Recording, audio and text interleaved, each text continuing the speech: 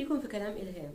واحدة من الحاجات المرهقة جدا اللي احنا بنقعد نخلي نفسنا نمر بيها طول الوقت اللي احنا بنفكر فيه في إقامة علاقة خطوبة أو ارتباط مع شخص معين، هي هل هو فعلا مرتبط بيا بالشكل اللي أنا عاوزاه ولا لأ؟ مع إن الدلائل بتكون واضحة جدا وصريحة. واحدة من الدلائل الواضحة والصريحة دي هي عدم الاهتمام بالاتصال أو المواظبة عليه. تلاقي الشخص ده لما تبتدوا تتكلموا في موضوع خطوبة أو جواز مش مهتم قوي ان هو يعرف تفاصيل يومك، مش بيتصل عليكي كل يوم وكل شوية زي اي شخص مرتبط ما بيعمل. ممكن يكون بين الاتصال والتاني يومين او 3 وانتي دايما بتديله عذر، مشغول ورا حاجات بيعملها، بيرتب افكاره قبل ما يبتدي يفتح الموضوع مع اهلي مثلا.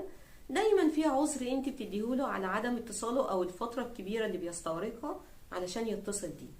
والحقيقة دي كلها اعذار، لان الشخص اللي بيكون عاوز يتم موضوع او يمشي فيه ما بيعملش كده نهائي، لانه بيكون حريص تماما ان هو موجود في كل تفاصيل يومك، بيسأل على ادق حاجة لان هو عاوز يبني معلومات معينة على الشخصية اللي قدامه، الشخصية اللي هو عاوز يكمل معاها حياته، الشخصية اللي هيبقى بينهم بيت واولاد وحياة. لكن عدم اهتمامه بالاتصال ده او الاستمرار عليه دليل على التراجع او عدم الجدية، مش جد ان هو فعلا يفتح صفحة زي دي ويبتدي يمشي فيها. بيوصلنا ده للخطوة التانية اللي هي بتقولي لنفسك بقى طب ما يمكن في حاجة مثلا عنده ظروف معينة محتاجني ان انا اقف فيها جنبه، طب ما اتصل انا واقول له ان انا موجودة اهو وابين له ان انا مهتمة وان انا عاوزة اساعد لو في حاجة.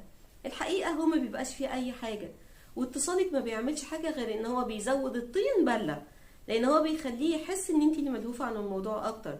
وخلاص بقى المفروض ان احنا نكون عارفين اي راجل في الحياة بينك وبينه بيكون في حبل كده، بترخي بيشد، بتشدي بيرخي، فهي لعبة كده يعني احنا مش قادرين دلوقتي ولا عندنا طولة بال والله ان احنا ندخل فيها. اللي عاوز يكمل الموضوع هيكمله لوحده، ما بيبقاش مستني منك اي حاجة ولا مستنيكي تتصلي ولا ان انت اللي تسألي، هو اللي بيجري وهو اللي بيكون عاوز يكمل الموضوع، مهتم جدا ان هو يكون موجود في حياتك ويعرفك بده ويحسسك بيه.